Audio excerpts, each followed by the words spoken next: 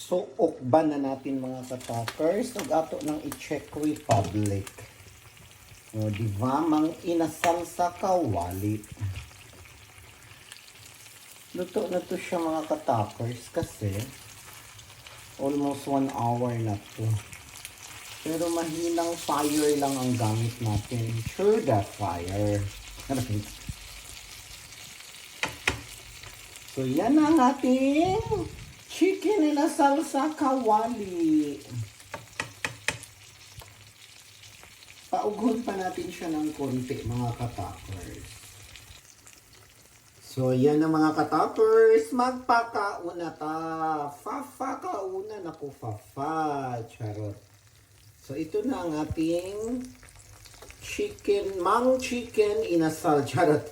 Ito na ang ating chicken inasal sa kawali. Mga una ta.